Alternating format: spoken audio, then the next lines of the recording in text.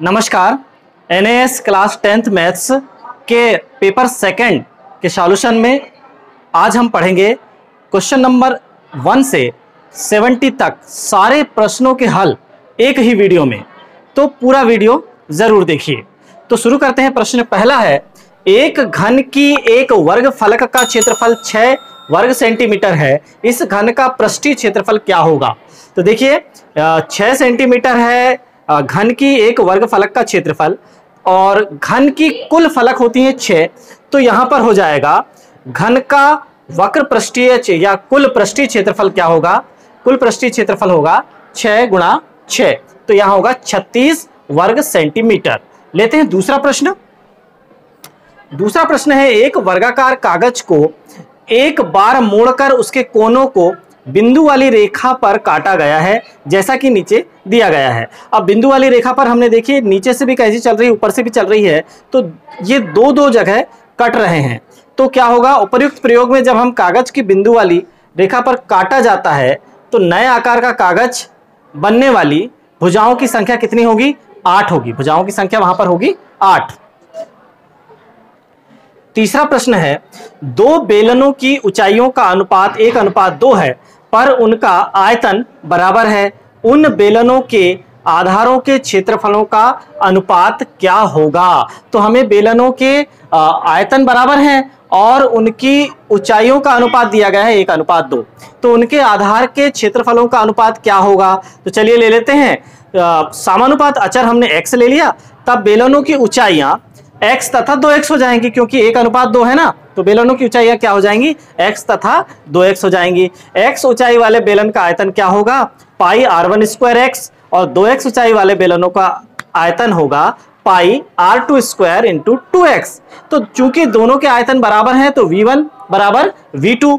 तो हो जाएगा पाई r1² x बराबर पाई r2² इंटू 2x। तो जब हम पाई से पाई कैंसिल कर देंगे, सॉरी x से जब x हम कैंसिल कर देंगे तो पाई r1² बराबर 2 पाई r2² हो जाएगा। तो पाई r1² अपन पाई r2²। पाई को क्यों नहीं काटे? क्योंकि भाई आधार का क्षेत्रफल क्या है? पहले वाले बेलन के आधार का क्षेत्रफल है पाई r1² और दूसरे वाले बेलन के आधार का क्षेत्रफल है पाई r2²। तो हो जाएगा पाई r1² अपन पाई r2² बराबर 2/1 अर्थात 2:1। चौथा प्रश्न लेते हैं। एक कंपनी ने 1996 में 17,175 गाड़ियां बनाई। एक रिपोर्ट के लिए इस संख्या को करीबी सैकड़ों में बदल दिया गया है। रिपोर्ट में गाड़ियों की संख्या क्या होगी? कुल गाड़ियां कितनी हैं? 17,175। अब चूंकि हम इसे 100वें सन्निकट में बदलना चाहते हैं तो 175 को हम या तो 100 में बदलेंगे या 200 में बदलेंगे। तो 175 वास्तव में क्या है? 200 के निकट है, इसलिए हम इसे लिख देंगे 17,200। तो ऑप्शन नंबर सी सही उत्तर है। प्रश्न नंबर 5 लेते हैं। त्रिज्या 16 सेंटीमीटर वाले एक ठोस गोले को पिघलाकर त्रिज्या 4 सेंटीमीटर वाले ठोस गोलियां बनाई जाती हैं। गोलियों की संख्या होगी। तो देखिए त्रिज्या 16 सेंटीमीटर वाले हैं। कितने हैं? गोला जो है उसे हम पिघला रहे हैं तो क्या हो जाएगा? गोले का आयतन बराबर 4/3 पाई r⁻³ सूत्र है तो लगा देंगे 4/3 पाई 16⁻³ और त्रिज्या 4 सेंटीमीटर वाले ठोस गोले का आयतन क्या हो जाएगा? इसमें भी हम लगा देंगे 4/3 पाई 4⁻³। तो गोलियों की संख्या यहां पर कितनी प्राप्त हो जाएगी? हमें गोलियों की संख्या प्राप्त हो जाएगी। देखिए ऊपर हो जाएगा 4/3 पाई से 4/3 पाई तो हमने काट दिया तो 16 गुणा 16 गुणा 16 और नीचे हो जाएगा 4 गुणा 4 गुणा 4। जब हम एक बार 4 बार काटेंगे तो 4 गुणा 4 गुणा 4 बचेगा जो कि 64। तो गोलियों की संख्या कितनी हो जाएगी? 64। सही उत्तर होगा 64, ऑप्शन नंबर डी। अब लेते हैं प्रश्न नंबर 6। यदि 3x ऋण 7 भागित 2x बराबर 2 तो x बराबर क्या होगा? x बराबर क्या होगा? चलिए लिख लेते हैं। दिया हमें क्या है? 3x ऋण 7 भागित 2x कोष्टक में लिखेंगे बराबर 2। तो हम इसे लिख देंगे 3x ऋण 7 बटे 2x बराबर 2/1। तो जब हम पक्षांतर करेंगे तो 1 का गुणा 3x ऋण 7 से कर देंगे तो क्या हो जाएगा? 3x ऋण 7 ही रहेगा और 2x का गुणा जब 2 से करेंगे तो क्या हो जाएगा? 4x हो जाएगा। तो लिख दिया हमने 3x ऋण 7 बराबर 4x। 4x की तरफ अब 3x का पक्षांतर कर देंगे तो 4x ऋण 3x बराबर हो जाएगा ऋण 7। तो x बराबर प्राप्त होगा ऋण 7। ऑप्शन नंबर ए सही है। प्रश्न नंबर 7 देखते हैं। इस समीकरण x square plus 7x plus 12 is equal to 0, यहां 0 लिख देंगे, बराबर 0।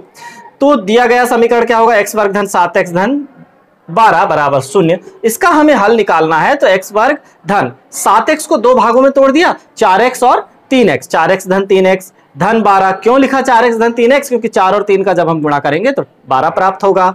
अब देखिए इन दोनों में से x वर्ग धन 4x में से क्या कॉमन निकल सकता है? x, तो अंदर बचेगा x धन 4, और 3x धन 12 में से 3 को जब कॉमन लेंगे तो अंदर बचेगा x धन 4। जब दोनों में से x धन 4 को हम कॉमन ले लेंगे तो अंदर बचेगा x धन 3। तो जब x धन 4 बराबर 0 लेंगे तो x बराबर ऋण 4 हो जाएगा, तथा जब x धन 3 बराबर 0 लेंगे तो x बराबर ऋण 3 होगा। तो समीकरण के जो दो मूल हैं वो कौन कौन से प्राप्त हुए? x बराबर ऋण 3 और ऋण 4। चलिए अब लेते हैं 8वां प्रश्न है। एक त्रिभुज के 3 कोणों की माप इनमें से कौन सी हो सकती है? हम चारों ऑप्शनों को जोड़ेंगे। देखिए ए ऑप्शन में हम तीनों को जब जोड़ते हैं तो 30 गुणा 30 धन 30 धन 30 90 होता है। बी में जब हम जोड़ेंगे तो 60 धन 90 धन 120 या 270 होता है।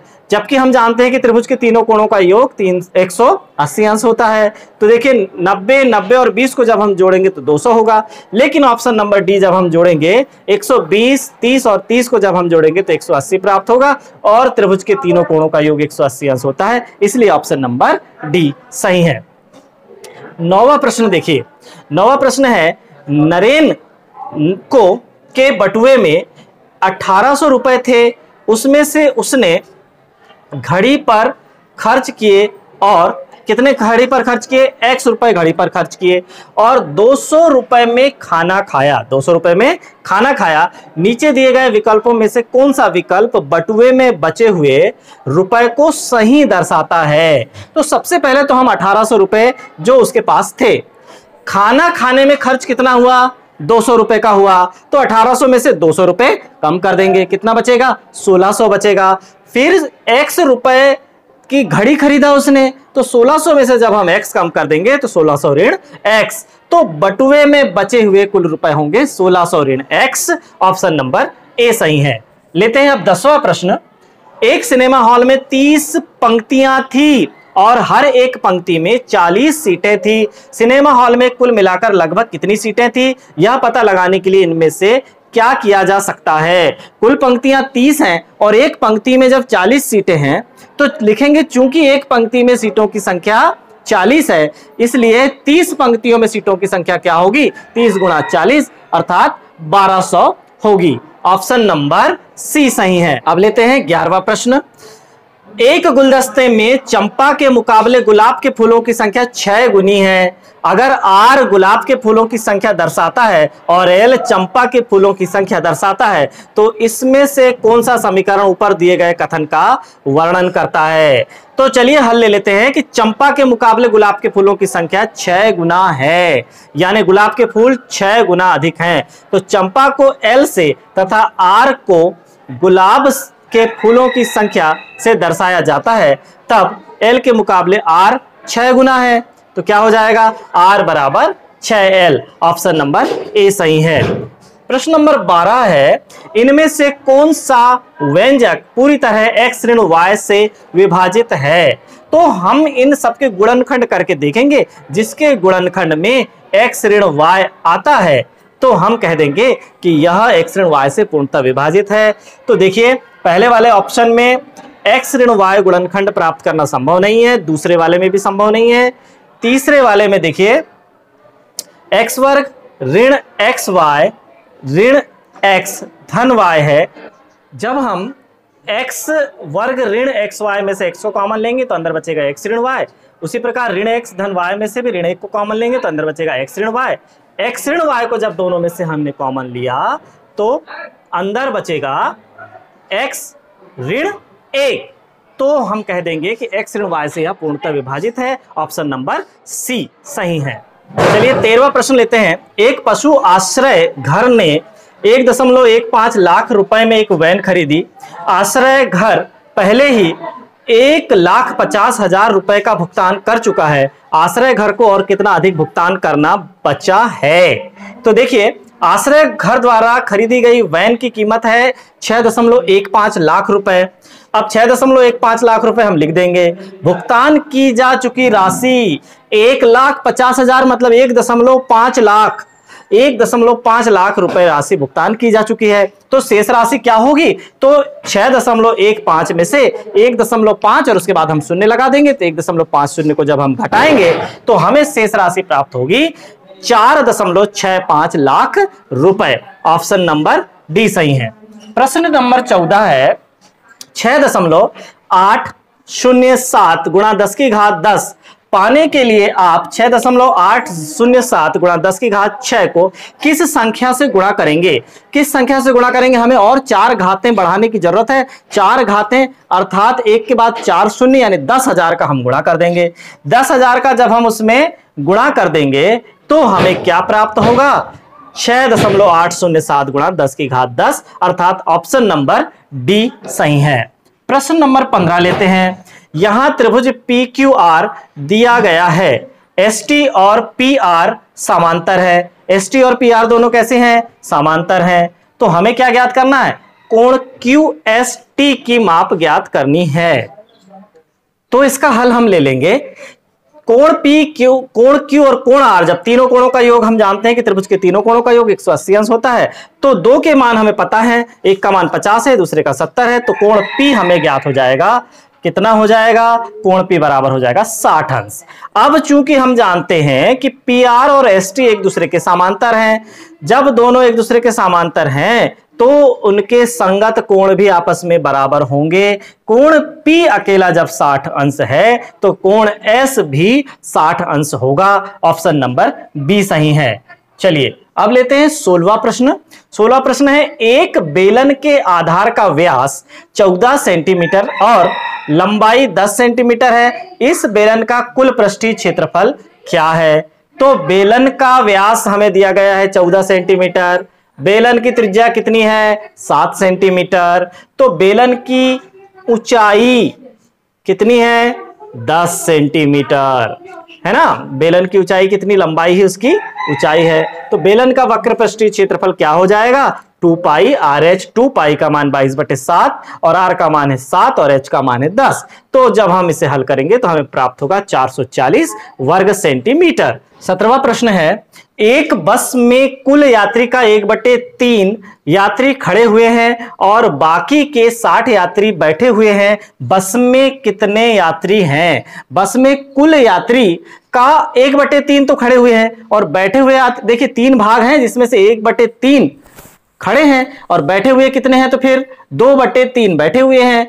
तो हम सीधे कह देंगे कि बैठे हुए यात्रियों की संख्या बराबर कितना हो जाएगा? 2/3x बराबर 60। 2/3x बराबर क्या हो जाएगा? 60 हो जाएगा। जब 3 का पक्षांतर कर देंगे तो 2x बराबर हो जाएगा 60 गुणा 3 और फिर x बराबर हो जाएगा 60 गुणा 3/2। 2 से जब हम 60 को काटेंगे तो 30 बार कटेगा और 30 तिया हो जाएगा 90, अर्थात बस में कुल 90 यात्री थे। अब लेते हैं 18वां प्रश्न। नीचे दिए गए पैटर्न को देखें। नीचे दिए गए पैटर्न में क्या है? देखिए, आकृति 1 में एक बिंदु है, ये तो हमें दिख रहा है। आकृति 1 में कितने बिंदु हैं? एक बिंदु है। आकृति 2 में 1-3 अर्थात 4 बिंदुओं की वृद्धि हो गई। अब कितने बिंदु हो गए? 5 बिंदु हो गए। इसी प्रकार आकृति 3 में क्या हुआ? 1-3-3 अर्थात 7 बिंदुओं की वृद्धि हुई। तो आप कितने बिंदु हो गए? 7-5 12 बिंदु हो गए। और आकृति 4 में 1-3-3 अर्थात 10 बिंदुओं की वृद्धि हो गई। तो अब 10 बिंदुओं की वृद्धि हो गई। तो अब हम 5वीं आकृति में देखेंगे तो 1-3-3 यानी 4 बार 3 जुड़ जाएगा तो 13 बिंदुओं की वृद्धि होगी। तो हम समझ गए कि आकृति 4 से आकृति 5 में कितने बिंदु अधिक हैं? 13 बिंदु अधिक हैं। तो दोनों आकृतियों का अंतर हमें कितना प्राप्त होगा? 13 प्राप्त होगा। ऑप्शन नंबर बी सही है। चलिए फिर 19वें नंबर का प्रश्न लेते हैं। अतुल, जॉन, बिन्नी और अलेक्जेंडर के पास समान लंबाई की रस्सियां थी। समान लंबाई की रस्सियां थी सभी के पास। अतुल ने अपनी रस्सी को 6 समान टुकड़ों में काटा। अतुल ने 6 समान टुकड़ों में रस्सी को काट दिया। जॉन ने अपनी रस्सी को 3 समान टुकड़ों में काटा। बिन्नी ने अपनी रस्सी को 5 समान टुकड़ों में काटा। सिकंदर ने अपनी रस्सी को 4 समान टुकड़ों में काटा। अब सबसे लंबी रस्सी का टुकड़ा किसके पास है? जिनके सबसे कम बंटवारे हुए हैं उनके पास ही तो सबसे लंबी रस्सी का टुकड़ा होगा ना। चूंकि जॉन की रस्सी केवल 3 ही टुकड़ों में बटी है, इसलिए जॉन के पास सबसे लंबी रस्सी है। ऑप्शन नंबर बी सही है। फिर देखिए 20वां प्रश्न, जिस वृत्त की परिधि 9 पाई सेंटीमीटर है उसका व्यास क्या होगा? हम जानते हैं कि पाई इंटू व्यास बराबर होता है परिधि। पाई इंटू व्यास बराबर क्या होता है? परिधि। तो परिधि का सूत्र क्या होता है? परिधि यहां पर कितनी दी हुई है? 9 पाई। तो पाई से जब हम पाई काट देंगे तो व्यास बराबर सीधे सीधे कितना प्राप्त हो जाएगा? 9। व्यास बराबर 9 सेंटीमीटर प्राप्त होगा। ऑप्शन नंबर डी सही है। चलिए यहां पर लेते हैं 21वां प्रश्न। नीचे दिए गए रेलवे ट्रैक की व्यवस्था को डायमंड क्रॉसिंग कहते हैं। इस व्यवस्था को डायमंड क्रॉसिंग कहते हैं। तो सभी ट्रैकों का अवलोकन करें, फिर इनमें से कौन सा ट्रैक 1 के लंबवत है? ट्रैक 1 के सामने समांतर कौन सा ट्रैक है? ट्रैक 3 है। और बाकी के जो ट्रैक 2 और ट्रैक 4 जो है वो ट्रैक 1 के लंबवत हैं। तो ऑप्शन नंबर सी सही है कि ट्रैक 2 और ट्रैक 4 ट्रैक 1 के लंबवत हैं। अब 22वां प्रश्न है, नीचे दिखाए गए समांतर चतुर्भुज PQRS का क्षेत्रफल क्या होगा? क्या जानते हैं आप? समांतर चतुर्भुज के आधार देखिए क्या है? RS बराबर वास्तव में किसके बराबर है? समांतर चतुर्भुज है तो सम्मुख भुजाएं बराबर होती हैं। PQ के बराबर होगा। PQ 7 सेंटीमीटर है तो RS भी 7 सेंटीमीटर होगा। तथा ऊंचाई 4 सेंटीमीटर है। समांतर चतुर्भुज की ऊंचाई देखिए, हमने आधार को आगे बढ़ाया और Q से लंब डाला तो कितना है? 4 सेंटीमीटर है। तो समांतर चतुर्भुज का क्षेत्रफल होता है आधार गुणा ऊंचाई, यानी 7 गुणा 4 अर्थात 28 वर्ग सेंटीमीटर से यहां पर समांतर चतुर्भुज का क्षेत्रफल है 28 वर्ग सेंटीमीटर। 23वां प्रश्न है, नीचे 3 असमान वृत्त दिखाए गए हैं। असमान वृत्त हैं जो एक दूसरे को छू रहे हैं। इन वृत्तों के केंद्र P, Q और R हैं। इन केंद्रों को जोड़कर एक त्रिकोण बनाया गया है।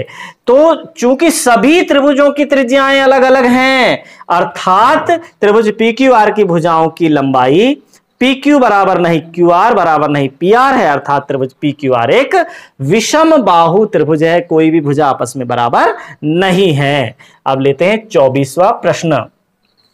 लूसी के पास 50 बिस्किट्स हैं। इनमें से उसने 15 सरिता को और 10 सलीम को दिए, तो लूसी के पास पहले के बिस्कुट का कुल कितना प्रतिशत भाग बचा? कुल बिस्कुटों की संख्या कितनी है? 50 है। सरिता और सलीम को दी गई बिस्कुटों की संख्या कितनी है? 15 धन 10 बराबर 25 है। तो उसके पास शेष बचे हुए बिस्कुट कितने हैं? 50 में से 25 कम कर देंगे तो 25 बचेंगी, यानी 25 वह बांट चुकी है और 25 उसके पास शेष है, यानी दोनों भाग बराबर हैं, इसलिए 50% बिस्किट उसके पास शेष है। इसे हम ऐसे भी निकाल सकते हैं, 25/50 गुणा 100 बराबर 50%। अब 25वां प्रश्न देखिए, इस आयत का परिमाप निकालें। तो आयत का परिमाप देखिए क्या हो जाएगा? 2 गुणा लंबाई धन चौड़ाई। लंबाई कितनी है? 12 सेंटीमीटर। चौड़ाई कितनी है? 6 सेंटीमीटर। तो 2 गुणा 12 धन 6 अर्थात 2 गुणा 18 अर्थात 36 सेंटीमीटर आयत का परिमाप है। परिमाप यानी सभी चारों भुजाओं का योग। हम भुजाओं को भी आपस में जोड़कर परिमाप ज्ञात कर सकते हैं। 26वां प्रश्न है, किसी संख्या के आधे को 16 से गुणा करने पर 136 गुणनफल मिलता है। वह संख्या इनमें से कौन सी है? तो चलिए मान लिया वह संख्या x है, तो दी गई शर्त के अनुसार क्या हो जाएगा? x/2 का जब हम 16 से गुणा करेंगे तो कितना प्राप्त होगा? 136। तो 8x बराबर 136, तो x बराबर हमें क्या प्राप्त हो जाएगा? 136/8 अर्थात 17। तो ऑप्शन नंबर सी सही है। अब लेते हैं 27वां प्रश्न, एक होटल में 3 कर्मचारी टीना, रोमा और बीना ने रुपए 48 की बख्शीश आपस में बांट ली। 48 रुपए को आपस में बांट लिए। टीना को रोमा से 3 गुना मिली और बीना को रोमा से 4 गुना मिली, तो बीना को कितनी मिली?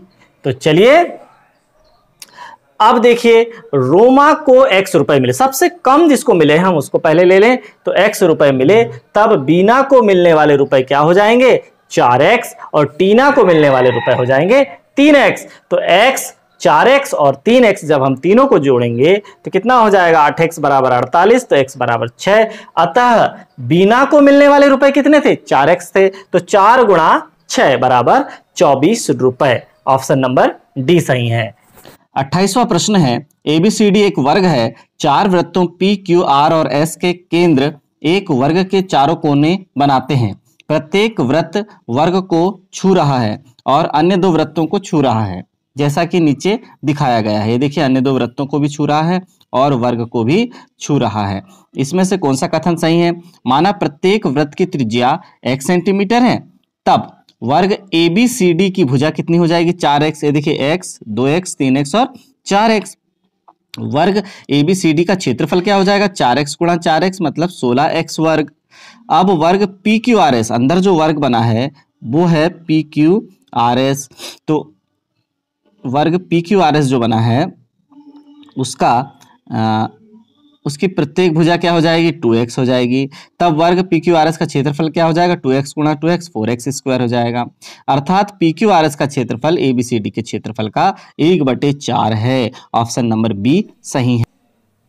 29 नंबर का प्रश्न है, इस चित्र में चिन्हित किए गए प्रश्नवाचक चिन्ह कोण का मान क्या होगा? हम जानते हैं कि त्रिभुज का बहिष्कोण अपने सुदूर अंतःकोणों के योग के बराबर होता है। अर्थात यहां पर सुदूर अंतःकोण कौन कौन है? 80 अंश और 30 अंश है, तो 110 अंश प्राप्त हुआ। तो बहिष्कोण का मान भी 110 अंश होगा। क्वेश्चन मार्क के स्थान पर 110 अंश है। ऑप्शन नंबर डी सही है। 30वां प्रश्न लेते हैं, एक कोण और उसका संपूरक कोण बिल्कुल समान है, उस कोण का माप क्या होगा? हम जानते हैं कि जिन 2 कोणों का योग 180 अंश होता है वे दोनों कोण एक दूसरे के संपूरक कोण कहलाते हैं। तो देखिए, मान लो समान कोण क्या है? x अंश है, तो x अंश और x अंश दोनों को जोड़ेंगे बराबर 180 अंश। 2x बराबर 180, तो x बराबर 90 अंश, यानी प्रत्येक कोण 90-90 अंश के होंगे। 31वां प्रश्न है, उस वर्ग का परिमाप लिखिए जिसकी भुजा 5 सेंटीमीटर है। भुजा यदि 5 सेंटीमीटर है तो वर्ग का परिमाप क्या हो जाएगा? 4 गुणा भुजा, यानी 4 गुणा 5 बराबर 20 सेंटीमीटर। ऑप्शन नंबर सी सही है। 32वां प्रश्न है, इस तालिका को देखें। 3 की घात 1 बराबर 3, 3 की घात 2 बराबर 9, 3 की घात 3 बराबर 27, 3 की घात 3 बराबर 4 बराबर 81, 3 की घात 5 243, 3 की घात 6 729 है।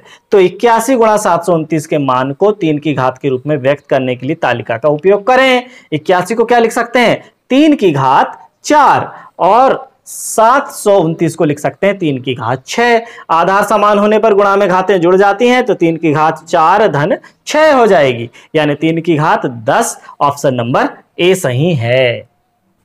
33वां प्रश्न है, जिस अर्धवृत्त का व्यास 7 सेंटीमीटर है उसका परिमाप क्या होगा? जब हम लेते हैं अर्धवृत्त, तो देखिए अर्धवृत्त का परिमाप क्या होगा? अर्धवृत्त का परिमाप होगा 1/2 परिधि धन व्यास, यानी परिधि का आधा मान और व्यास को जब हम जोड़ेंगे तो अर्धवृत्त का परिमाप होगा 1/2 परिधि क्या होगा? 1/2 पाई इंटू व्यास, हमें पता है परिधि का सूत्र है पाई इंटू व्यास। तो देखिए क्या होगा? 1/2 इंटू पाई इंटू व्यास का मान है 7 धन 7। तो जब हम देखेंगे तो क्या हो जाएगा? 7 में 2 का जब भाग होगा तो 3.5 पाई धन 7 सेंटीमीटर। ऑप्शन नंबर बी सही है।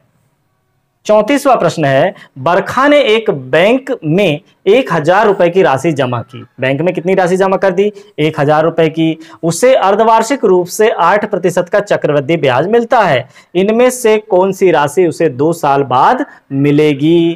तो जमा की गई राशि यानी मूलधन P बराबर कितना है? 1000 रुपए।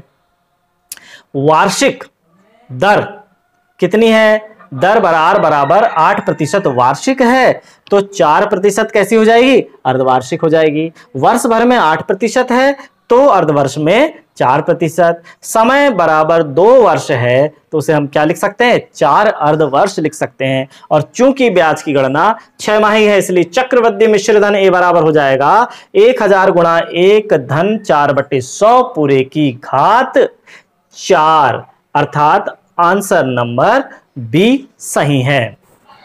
35वां प्रश्न लेते हैं। गंगू ने श्रीमती मेहता को 1/4 किलोग्राम और श्रीमती शर्मा को 2/5 किलोग्राम टमाटर बेचे, तो गंगू ने कुल कितने टमाटर बेचे। तो देखिए श्रीमती मेहता को बेचे गए टमाटर कितने हैं, 1/4। श्रीमती शर्मा को बेचे गए टमाटर कितने हैं, 2/5। तो देखिए इतने किलोग्राम है तो कुल बेचे गए टमाटर क्या होगा, 1/4 धन 2/5। तो दोनों को जब हम हल करेंगे तो 4 और 5 का एलसीएम हो गया 20, तो 4 और 5 का एलसीएम हो गया 20, तो 4 पंचे 20, ऊपर हो गया 5 का गुणा, और 5 चौके तो ऊपर हो गया 4 का गुणा, तो 5 धन 8/20 बराबर हो गया 13/20। ऑप्शन नंबर बी सही है। फिर देखिए 36वां प्रश्न। रोहन ने स्कूल के बाद शाम 4 से 8 बजे के लिए समय सारणी बनाई जो नीचे दिखाई गई है। समय सारणी नीचे दिखाई गई है तो वह बाकी के क्या है समय सारणी, देखिए पढ़ाई के लिए 2 घंटे का समय, खेल के लिए 1.5 घंटे का समय, वह बाकी के बचे हुए समय में टीवी देखना चाहता है। वह 4 से 8 बजे के बीच कितनी देर तक टीवी देख सकता है। हम जानते हैं, क्या जानते हैं कि 4 से 8 बजे के बीच 4 घंटे का वक्त होता है। 4 घंटे का वक्त होता है तो पढ़ाई का समय कितना है, 2 घंटा है। खेलने का समय कितना है, 1.5 घंटा है। कितने घंटे हो गए, 3.5 घंटे हो गए। कितना समय शेष बचा, आधा घंटा शेष बचा। आधा घंटा वास्तव में कितने मिनट के बराबर है, आधा घंटा 30 मिनट के बराबर है। ऑप्शन नंबर ए सही है। क्वेश्चन नंबर 37 है। नीचे आरेख में दिखाया गया है कि 5 बच्चों के पास कितने पोकेमोन कार्ड्स हैं। तो देखिए अक्षय के पास 50 पोकेमोन कार्ड्स हैं, शान्या के पास ये देखिए ये 150 यानी 150 पोकेमोन कार्ड्स हैं, बीना के पास 250 कार्ड्स हैं, और दिया के पास ये 150 कार्ड्स हैं, और तिलक के पास 200 कार्ड्स हैं। तो बीना और दिया के पास कुल मिलाकर कितने कार्ड्स हैं। तो ये देखिए बीना के पास तो हैं 250 कार्ड्स और दिया के पास हैं 150 कार्ड्स। 250 और 150 को हम जोड़ देंगे। ये देखिए 250 धन 150 बराबर ये आ गया हमारा 400। ये देखिए है ना, बीना के पास कार्ड्स 250, दिया के पास 150, और दोनों को जब जोड़ दिया तो 400 कार्ड्स प्राप्त हुए। इनमें से कौन सी परिस्थिति में एक चतुर्भुज समांतर चतुर्भुज होगा। समांतर चतुर्भुज कब होता है, यदि उनकी समांतर भुजाओं की 2 जोड़ियां हों। देखिए ये समांतर भुजाओं की पहली जोड़ी और ये समांतर भुजाओं की दूसरी जोड़ी, तब बना चतुर्भुज समांतर चतुर्भुज। यानी समांतर भुजाओं के दोनों जोड़े हों तो ऐसे चतुर्भुज को हम बोलते हैं समांतर चतुर्भुज। फिर 39 है। अगर एक गोले की त्रिज्या 10 सेंटीमीटर है तो उसका पृष्ठीय क्षेत्रफल कितना होगा। गोले की त्रिज्या देखिए 10 सेंटीमीटर है तो गोले का पृष्ठीय क्षेत्रफल क्या होता है, 4 पाई आर वर्ग। गोले का पृष्ठीय क्षेत्रफल होता है 4 पाई आर वर्ग। 4 पाई आर मतलब 10 का वर्ग, तो हो गया 4 पाई आर का वर्ग यानी 10 का वर्ग हो गया 100, तो हो गया 400 पाई वर्ग सेंटीमीटर। तो गोले का पृष्ठीय क्षेत्रफल कितना है, 400 पाई वर्ग सेंटीमीटर। 40 नंबर है। 5 मैचों वाली एक क्रिकेट श्रृंखला में 4 मैचों में लक्ष्मण का औसत स्कोर 42 रन। 4 मैच में औसत स्कोर 42 रन है और प्रति मैच और 5 मैचों में राहुल का औसत स्कोर 37 रन प्रति मैच था। 37 रन प्रति मैच था राहुल का। इस श्रृंखला में कितने सबसे ज़्यादा रन बनाए और कितने अधिक रन बनाए। किसने सबसे ज़्यादा बनाया और कितने अधिक बनाए। तो चलिए 4 मैचों में लक्ष्मण द्वारा बनाए गए रन कितने हो जाएंगे। 42 का औसत था तो 42 गुणा 4 बराबर 168 रन। और 5 मैचों में राहुल द्वारा बनाए गए रनों का औसत 37 था तो 37 इंटू 5 यानी 185 रन। तो 5 मैच होने के कारण देखिए ये राहुल के 185 रन हैं और लक्ष्मण के 168 रन हैं। तो बोलेंगे कि राहुल ने 17 रन अधिक बनाए। ऑप्शन नंबर सी सही है। 41वां प्रश्न है, संख्या रेखा पर सूचक किस परिमेय संख्या को दिखा रहा है। ये देखिए संख्या रेखा बनी हुई है, ये 0 है, फिर ये ऋण 1, ये ऋण 2, ये ऋण 3, इस तरह से हम पीछे की ओर आएंगे। तो जो पहला बिंदु है 0 के बाद का 0.1 कहलाएगा। दूसरा बिंदु क्या है 0.2 कहलाएगा, लेकिन ऋणात्मक दिशा है इसलिए ऋण 0.2। तो संख्या रेखा पर सूचक परिमेय संख्या ऋण 0.2 दिखा रहा है। ऑप्शन नंबर बी सही है। फिर 42वां प्रश्न है, नरेन साइकिल चलाकर एक जगह जाकर वापस आना चाहता है जो उसके घर से 18 किलोमीटर दूर है। उसने तय किया कि वह 12 किलोमीटर प्रति घंटा की गति से साइकिल चलाएगा। साइकिल चलाने में जितना समय लगेगा उसके अलावा वह कुल 4 घंटे का विश्राम लेगा। तो अगर उसे दिन में ठीक 1 बजे घर पहुंचना है तो उसे घर से कितने बजे निकलना होगा। तो देखिए नरेन द्वारा तय की गई कुल दूरी कितनी है 18 किलोमीटर जाने में और 18 किलोमीटर आने में यानी 36 किलोमीटर है। साइकिल चलाने की गति कितनी है 12 किलोमीटर प्रति घंटा है। साइकिल चलाने की गति कितनी है 12 किलोमीटर प्रति घंटा है।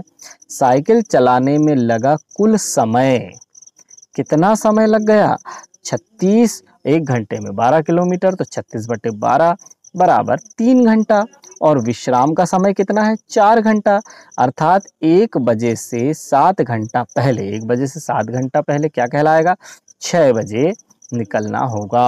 उसे 6 बजे निकलना होगा। ऑप्शन नंबर बी सही है। 43वां प्रश्न है, नीचे दिए गए आलेख दिया गया है, नीचे एक आलेख दिया गया है जिसमें भारत के 4 अलग अलग क्षेत्रों में पेंटालून की दुकानों की संख्या दर्शाई गई है। ये देखिए पेंटालून की दुकानों की संख्या दर्शाई गई है कि पश्चिम में पेंटालून की दुकानों की संख्या कितनी है 11 है। पूर्व में पेंटालून की दुकानों की संख्या कम है 2 है। दक्षिण में 8 है और उत्तर में 5 है। तो हमें क्या बताना है, इस आलेख के अनुसार पेंटालून की दुकानों के बारे में इनमें से कौन सा कथन सही है। भारत में 40 से ज़्यादा दुकानें हैं, गलत। दक्षिण में दुकानों की संख्या सबसे ज़्यादा है, दक्षिण में है क्या, नहीं, पश्चिम में है सबसे ज़्यादा। उत्तर के मुकाबले दक्षिण में दुकानों की संख्या दुगनी है। ये देखिए उत्तर के मुकाबले दक्षिण में दुगनी है क्या, 5 से 10 है क्या, नहीं है, तो यह भी गलत है। तो क्या होगा, दक्षिण की दुकानों की संख्या है 8 और उत्तर और पूर्व की दुकानों की संख्या का जोड़ है 7, अर्थात दक्षिण की दुकानों की संख्या क्या होगा, दक्षिण की दुकानों की संख्या उत्तर और पूर्व की दुकानों की संख्या के जोड़ से ज़्यादा है। तो उत्तर आया कि दक्षिण की दुकानों की संख्या उत्तर और पूर्व की दुकानों की संख्या के जोड़ से ज़्यादा है। ऑप्शन नंबर डी सही है। 44वां प्रश्न है, किसी संख्या को त्रिकोणीय ग्रिड के बिंदुओं द्वारा दिखाया जा सके तो उसे त्रिकोणीय संख्या कहते हैं। देखिए त्रिकोणीय ग्रिड द्वारा हम दर्शा रहे हैं तो ऐसी संख्या को त्रिकोणीय संख्या कहते हैं। नीचे एक पैटर्न दिखाया गया है जो त्रिकोणीय संख्याओं से बनाया गया है। ये देखिए पैटर्न बना गया है त्रिकोणीय संख्या से। इसी पैटर्न में अगली त्रिकोणीय संख्या क्या होगी, क्या होगी, देखिए त्रिकोणीय संख्याओं से बनाए गए पैटर्न में सबसे पहले कितनी संख्या है 3, फिर है 6 यानी 3 जुड़ गया, फिर उसके बाद है 10 यानी 4 जुड़ गया, उसके बाद और 5 जुड़ जाएगा तो कितना हो जाएगा 15 हो जाएगा। बिंदु है चूंकि 3 से 6 3 अधिक है, 6 से 10 4 अधिक है, इसी प्रकार अगली संख्या 10 से 5 अधिक होगी अर्थात 15 होगी। ऑप्शन नंबर ए 15 सही है। 45वां प्रश्न, नीचे बने हुए चार आकारों को ध्यान से देखें। ये आकार हमें दिए गए हैं चारों। फिर किन दो आकारों का परिमाप समान है पर क्षेत्रफल अलग अलग है। तो ये देखिए इनके जो ग्रिड बने हुए हैं उसके आधार पर हम देखते हैं। तो आकार जो दो है उसमें 1 इकाई, 2, 3, 4 इकाई लंबाई है और फिर एक इकाई की चौड़ाई 5, फिर 4 इकाई की लंबाई 9 और फिर 1 इकाई की चौड़ाई 10। तो 10 इकाई इसका परिमाप है, किंतु क्षेत्रफल कितना है देख लीजिए। तो आकृति 2 का परिमाप कितना है, 1 धन 4 धन 1 धन 4 10 इकाई, और क्षेत्रफल क्या हो जाएगा, लंबाई है 4 और चौड़ाई है 1 अर्थात 4 वर्ग इकाई। इसी प्रकार आकृति 4 में देखिए लंबाई कितनी है 3 है, तो ये देखिए, और चौड़ाई कितनी है 2 है। तो आकृति 4 का परिमाप क्या हो जाएगा, 2 धन 3 धन 2 धन 3 अर्थात 10 इकाई, और क्षेत्रफल क्या हो जाएगा, लंबाई हो गई 3 इकाई और चौड़ाई हो गई 2 इकाई, तो 6 वर्ग इकाई। तो दोनों के परिमाप समान हैं किंतु दोनों के क्षेत्रफल भिन्न भिन्न हैं। तो ऑप्शन नंबर सी सही है।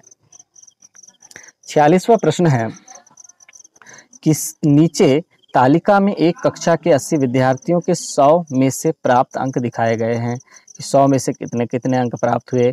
0 से 15 अंक प्राप्त करने वाले विद्यार्थी 6 हैं, 15 से 30 अंक प्राप्त करने वाले विद्यार्थी 13 हैं, 30 से 45 अंक वाले 17 हैं, 45 से 60 अंक वाले 24 हैं, 60 से 75 अंक वाले 16 हैं और 75 से ज़्यादा अंक वाले 4 हैं।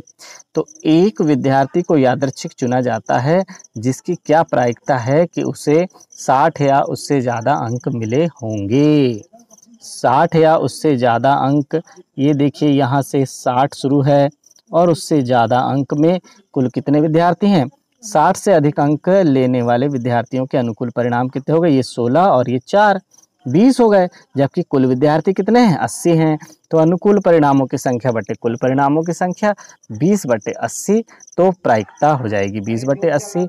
आंसर नंबर बी सही है।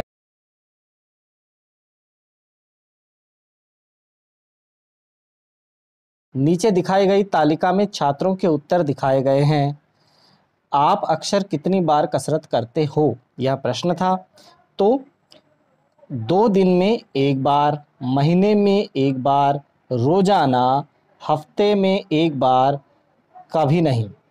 तो कुछ छात्रों ने जवाब दिया 2 दिन में 1 बार, कुछ छात्रों ने महीने में 1 बार, कुछ छात्रों ने बोला रोजाना, कुछ ने कहा हफ्ते में 1 बार, कुछ ने कहा कभी नहीं, और इस तरह से कुल मिला के 5 प्रकार के बातें सामने आई।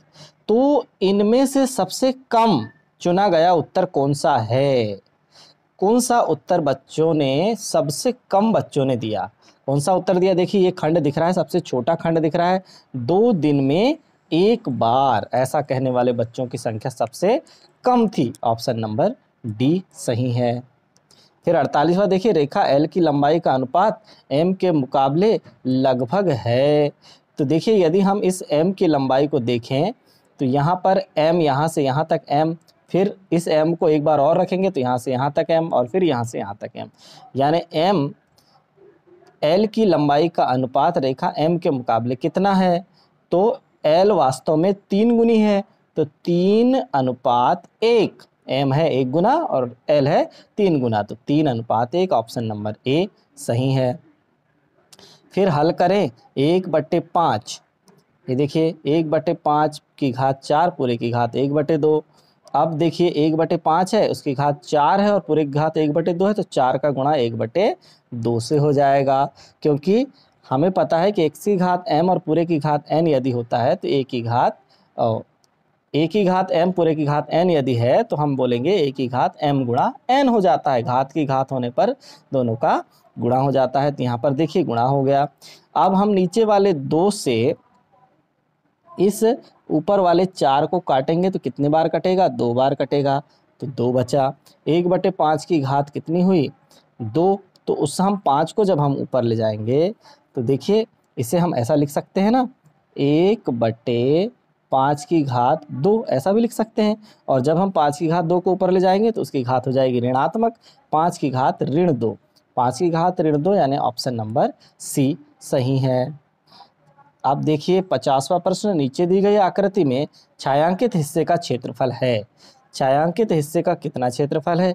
यह देखिए एक त्रिभुज बना हुआ है ना, ये त्रिभुज बना हुआ है, लेकिन इस त्रिभुज की ऊंचाई कितनी है? इस त्रिभुज की ऊंचाई इतनी है, 6 सेंटीमीटर ऊंचाई है इसकी, और आधार कितना है? 3 सेंटीमीटर है। तो त्रिभुज का क्षेत्रफल क्या होता है? 1/2 आधार गुणा ऊंचाई। 1/2 आधार है 3 सेंटीमीटर, ऊंचाई है 6 सेंटीमीटर, तो कितना हुआ? 9 वर्ग सेंटीमीटर। छायांकित भाग का क्षेत्रफल कितना प्राप्त हुआ? 9 वर्ग सेंटीमीटर। अब आते हैं 51वें प्रश्न में। एक बेलन की ऊंचाई 20 सेंटीमीटर है और पृष्ठ की परिधि 16 पाई है, तो बेलन का वक्र पृष्ठीय क्षेत्रफल है। तो देखिए बेलन की ऊंचाई कितनी दी हुई है? 20 सेंटीमीटर। पृष्ठ की परिधि यानी वृत्त की परिधि कितनी है? 16 पाई। तो 2 पाई आर बराबर जब 16 पाई है तो 2r बराबर 16 और r बराबर 8 सेंटीमीटर। पाई से पाई जब कट जाएगा तो बेलन का कुल पृष्ठीय क्षेत्रफल हमें निकालना है। 2 पाई आर एच धन आर होता है बेलन का कुल पृष्ठीय क्षेत्रफल। तो यहाँ पर हम मान रख देंगे 2 पाई, आर का मान हो गया 8, एच का मान है 20 और फिर से आर का मान हो गया 8। तो हम देखेंगे कि 16 8 दूनी 16 पाई इंटू 20 और 8 हो गया 28। 16 पाई इंटू 28 तो 448 पाई वर्ग सेंटीमीटर, है ना। 51वें नंबर का प्रश्न है। एक बेलन की ऊंचाई 20 सेंटीमीटर और पृष्ठ की परिधि 16 पाई है। बेलन का कुल पृष्ठीय क्षेत्रफल हमें ज्ञात करना है। तो बेलन की ऊंचाई 20 सेंटीमीटर है, पृष्ठ की परिधि वृत्त की परिधि यानी 16 पाई है, या 2 पाई आर बराबर 16 पाई, तो आर बराबर 8 सेंटीमीटर हो गया। तो बेलन का कुल पृष्ठीय क्षेत्रफल क्या होता है? 2 पाई आर एच धन आर होता है। 2 पाई तो पाई है, आर का मान 8, एच का मान 20 और आर का मान 8। तो 16 पाई गुणा 28, तो 16 पाई गुणा 28 जब हम गुणा करेंगे तो 448 पाई वर्ग सेंटीमीटर प्राप्त हुआ।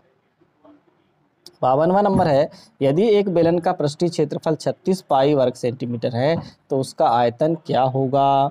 देखिए गोले की त्रिज्या r है, हमने यह मान लिया। तब गोले का पृष्ठीय क्षेत्रफल क्या है? 4 पाई आर स्क्वायर है। तो गोले का पृष्ठीय क्षेत्रफल वास्तव में कितना दिया हुआ है? 36 पाई। तो 4 पाई आर वर्ग किसके बराबर हो गया? 36 पाई के।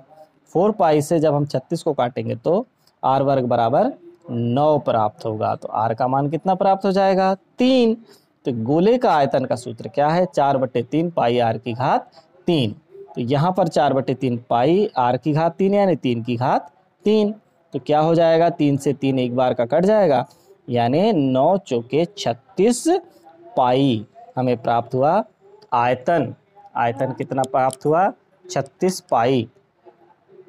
53वां प्रश्न है। एक लंबवृत्तीय बेलन का वक्र पृष्ठीय क्षेत्रफल 8.8 वर्ग मीटर है। देखिए बेलन का वक्र पृष्ठीय क्षेत्रफल कितना है? 8.8 वर्ग मीटर है। यदि बेलन के आधार की त्रिज्या 1.4 मीटर है तो उसकी ऊंचाई क्या होगी? देखिए बेलन की ऊंचाई मान लिया हमने कि h मीटर है। बेलन का वक्र पृष्ठीय क्षेत्रफल दिया हुआ है 8.8 मीटर, यानी बेलन का वक्र पृष्ठीय क्षेत्रफल वास्तव में क्या होता है? 2 पाई आर एच सूत्र है। तो 2 पाई आर एच किसके बराबर हो जाएगा? 8.8 के। 2 पाई का मान है 22/7, आर का मान हो गया 1.4 और h ऊंचाई का मान है बराबर 8.8। फिर हमें क्योंकि h ज्ञात करना है तो देखिए यहाँ पर हम 2 गुणा 22/7 गुणा 14/10, 1.4 को क्या लिख सकते हैं? 14/10 इंटू एच बराबर 8.8 को क्या लिख सकते हैं? 88/10।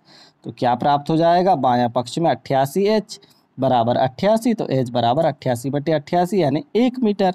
तो 1 मीटर हमें प्राप्त हुआ। तो इस लंबवृत्तीय बेलन की ऊंचाई 1 मीटर है। 54वां प्रश्न। किसी शंकु की त्रिज्या ऊंचाई और त्रिज्या क्रमशः 3.5 सेंटीमीटर, यानी ऊंचाई 3.5 सेंटीमीटर है और त्रिज्या 3 सेंटीमीटर है, इस शंकु का आयतन क्या होगा? तो शंकु की ऊंचाई h बराबर 3.5 सेंटीमीटर, शंकु की त्रिज्या r बराबर 3 सेंटीमीटर, तो शंकु का आयतन का फार्मूला है 1/3 पाई r वर्ग h। 1/3 पाई का मान है 22/7, r वर्ग यानी 3 का वर्ग और h का मान है 3.5। तो 1/3 पाई 22/7 और ये 3 का वर्ग यानी 9 हो गया और 35 को लिख देंगे हम 35, 3.5 को 35/10। इस तरह से जब हम इसे हल करेंगे तो हमें प्राप्त होगा 33 सेंटीमीटर, यानी 33 सेंटीमीटर शंकु का आयतन होगा। 55 नंबर का प्रश्न है, एक वृत्ताकार चकती की त्रिज्या 14 सेंटीमीटर है। चकती की त्रिज्या कितनी है? 14 सेंटीमीटर तथा मोटाई 2 सेंटीमीटर है। ऐसी 25 चकतियों को एक के ऊपर एक रखकर एक ठोस लंबवृत्तीय बेलन बनाया जाता है। इस प्रकार बने बेलन का वक्रपृष्ठीय क्षेत्रफल क्या होगा? तो देखिए, वृत्ताकार चकती यानी बेलन की त्रिज्या बराबर 14 सेंटीमीटर है। तो एक चकती की मोटाई यानी बेलन की ऊंचाई कितनी है? 2 सेंटीमीटर है। तो 25 चकती, एक चकती की ऊंचाई 2 सेंटीमीटर, तो 25 चकतियों की ऊंचाई कितनी हो जाएगी? 25 गुणा 2 अर्थात 50 सेंटीमीटर। तो बेलन का वक्रपृष्ठीय क्षेत्रफल क्या हो जाएगा? 2 पाई आर एच। 2 पाई का मान 22/7, आर का मान हो गया 14 और एच का मान हो गया 50। 50 ऊंचाई निकली ना इस तरह से।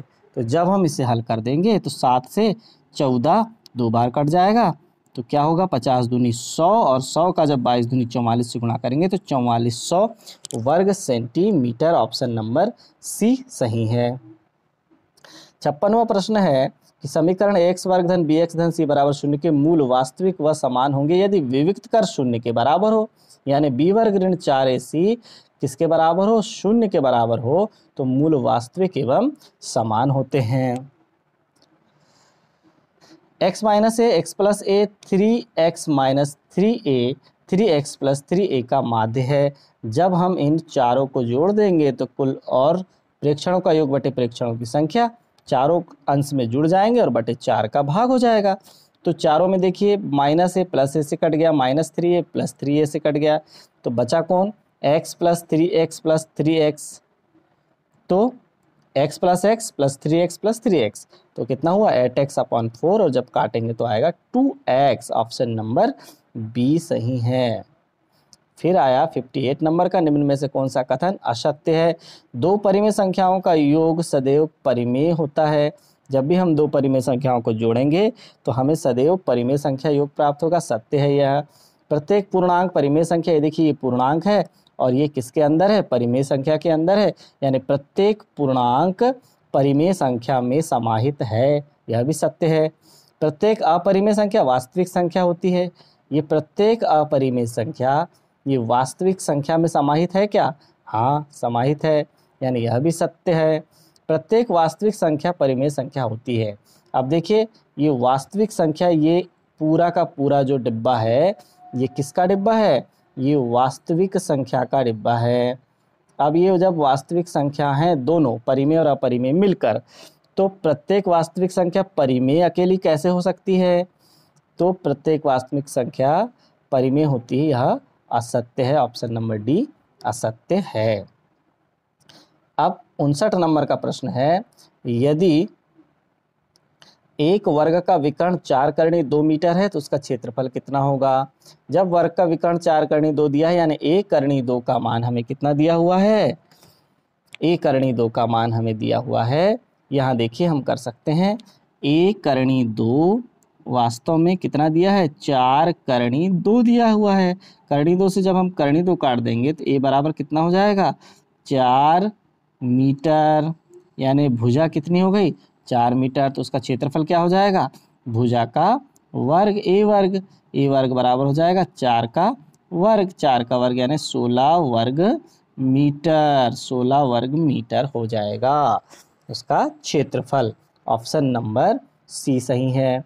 फिर 60वें नंबर का देखिए, दो सिक्कों को एक साथ उछाला जाता है, सभी चित्त प्राप्त होने की प्रायिकता होगी। दो सिक्के जब हम उछालेंगे तो सिक्के उछालने पर कुल परिणाम क्या क्या होंगे। देखिए, दो सिक्के उछाल रहे हैं तो HH, फिर HT, फिर TH और फिर TT। इस तरह से दो सिक्के उछालने पर कुल परिणाम कितने हुए? कुल परिणाम हुए 4।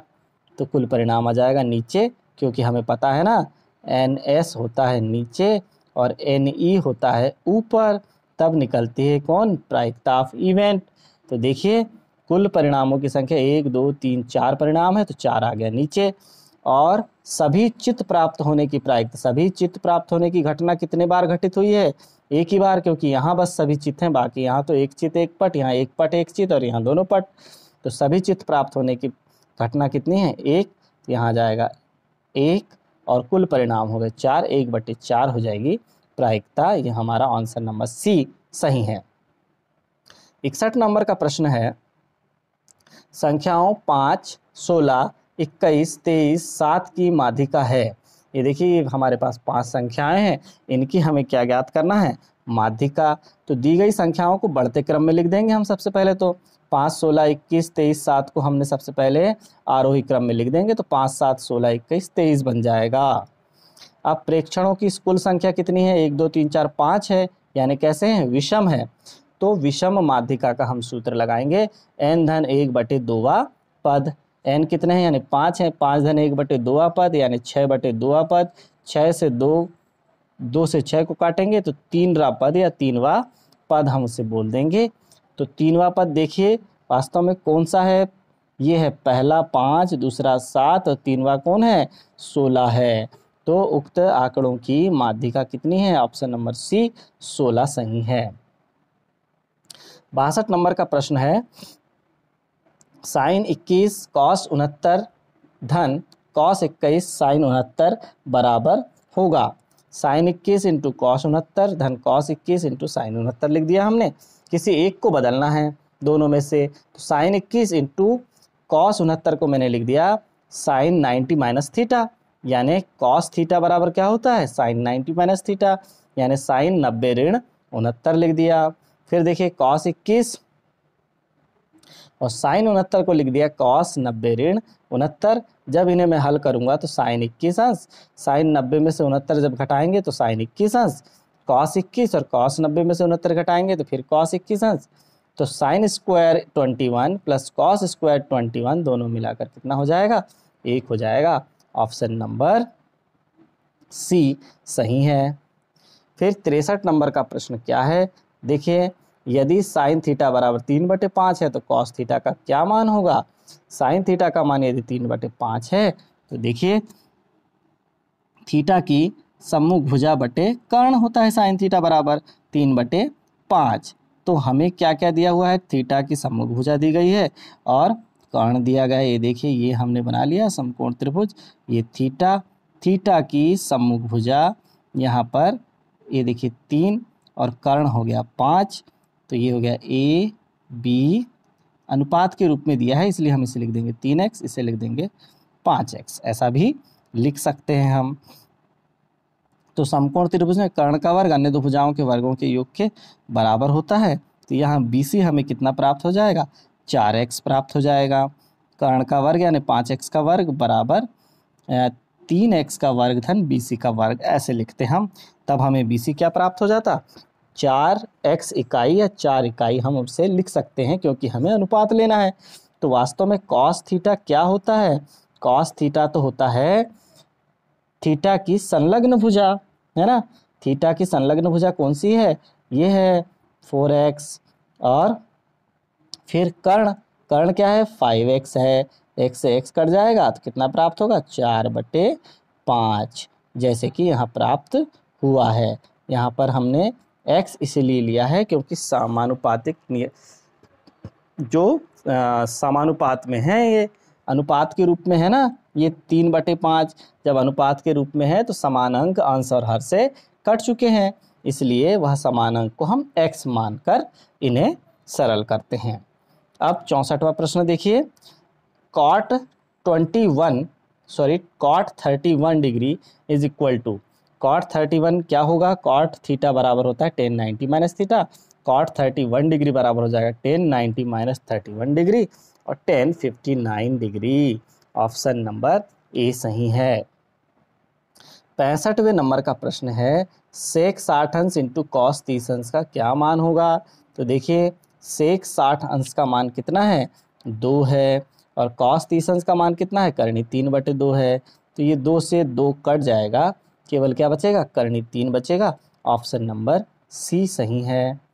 फिर देखिए 66 नंबर का प्रश्न क्या कह रहा है। 66 नंबर का प्रश्न है किसी वृत्त में एक चाप केंद्र पर 45 अंश का कोण बनाता है। ये देखिए चाप केंद्र पर 45 अंश का कोण बना रहा है। वृत्त की त्रिज्या 14 सेंटीमीटर है। तो चाप की लंबाई क्या होगी। देखिए चाप की लंबाई क्या होती है, थीटा बटे 360 2 पाई आर। थीटा का मान 45 अंश बटे 360, 2 पाई का मान हो गया 22/7 और आर का मान हो गया 14। तो जब हम इसे हल करेंगे तो हमें प्राप्त होगा 11 सेंटीमीटर। तो चाप की लंबाई कितनी है, ये वाले चाप ए बी की लंबाई है 11 सेंटीमीटर। अब लेते हैं क्वेश्चन नंबर 67। रैखिक समीकरण 3x धन 4y बराबर 5 और 9x धन 12y बराबर 15 कैसा है। देखिए जब हमने इन दोनों समीकरणों को लिख लिया और तुलना किया तो a1 b1 c1 और a2 b2 c2 हमारे सामने निकल कर सामने आए। a1 बटे a2 मैंने निकाला तो हमें क्या प्राप्त हुआ, 1/3। b1 बटे b2 जब निकाला तो भी 1/3 और c1 बटे c2 निकाला तो भी 1/3 प्राप्त हुआ। अतः जब तीनों आपस में बराबर हैं, a1 बटे a2 बराबर b1 बटे b2 बराबर c1 बटे c2, तो जब ये तीनों आपस में बराबर हैं तो हम कहेंगे कि अपरिमित रूप से अनेक हल होंगे। ऑप्शन नंबर डी सही है। 68 नंबर का प्रश्न है बहुपद 3x वर्ग धन 7x ऋण 2 के शून्यकों का गुणनफल है। तो बहुपद हमें दिया हुआ है px बराबर 3x वर्ग धन 7x ऋण 2। शून्य ज्ञात करने के लिए क्या हो जाएगा, px शून्य के बराबर हो जाएगा। पूरे px को हम शून्य के बराबर कर देंगे तो 3x square plus 7x minus 2 is equal to 0 हो गया। तो व्यापक रूप से क्या हो जाएगा, x वर्ग धन bx धन c बराबर 0। तो जब हम तुलना कर देंगे तो a बराबर कितना प्राप्त हुआ, 3, b बराबर कितना प्राप्त हुआ, 7 और c बराबर कितना प्राप्त हुआ, ऋण 2। अतः हम क्या निकाल लेंगे, शून्यकों का गुणनफल। शून्यकों का गुणनफल क्या हो जाएगा, c बटे a, यानी c कितना है, ऋण 2 बटे a का मान कितना है, 3 है। तो हम जब इसे व्यापक रूप से हल करेंगे और जब हम तुलना कर लेंगे तब उससे हमें पता हो जाएगा कि शून्यकों का गुणनफल कितना है, ऋण 2 बटे 3। ऑप्शन नंबर डी है। यदि एक वृत्त की दो त्रिज्याओं के बीच का कोण 120 अंश है तो इन त्रिज्याओं के सिरों पर खींची गई स्पर्श रेखाओं के बीच का कोण हमें ज्ञात करना है। ये देखिए OP और OQ दो त्रिज्याएं हैं, उनके बीच का कोण कितना है, 120 अंश है। अब इन पर जो खींची गई हैं स्पर्श रेखाएं, ये देखिए इन दोनों स्पर्श रेखाओं को जब मैंने मिलाया तो मुझे पता चला कि स्पर्श रेखा तो त्रिज्या पर लंब होती है। तो ये वाला जो कोण बना ये 90 अंश का बन गया और ये वाला जो कोण बना यह भी 90 अंश का बन गया। तो कुल मिला के चतुर्भुज PQRS PQRO चारों कोणों का योग 360 अंश होता है। जब हमें एक 120 अंश का मिल गया, एक 90 का और एक 90 का मिल गया तो हमें कोण R आसानी से, जो कि स्पर्श रेखाओं के बीच का कोण है, वो निकल कोण R बराबर 60 अंश प्राप्त होगा। फिर 70वां प्रश्न है, एक बेलनाकार बर्तन के आधार की परिधि 132 सेंटीमीटर है और उसकी ऊंचाई 25 सेंटीमीटर। इस बर्तन में कितने लीटर पानी आ सकेगा, पाई बराबर 22/7 रखना है। तो बेलनाकार बर्तन के आधार की परिधि 2 पाई आर बराबर हमें कितना दिया हुआ है, 132। 2 पाई का मान 22/7, आर बराबर 132, तो आर का मान हमें प्राप्त हुआ 21 सेंटीमीटर। तो बेलनाकार बर्तन में उतना ही पानी आएगा जितना उसका आयतन है। तो बेलनाकार बर्तन का आयतन पाई आर वर्ग एच, पाई का मान 22/7, आर वर्ग यानी 21 × 21 और एच का मान है 25। जब हम इसे हल करेंगे तो हमें प्राप्त होगा 34,650 घन सेंटीमीटर।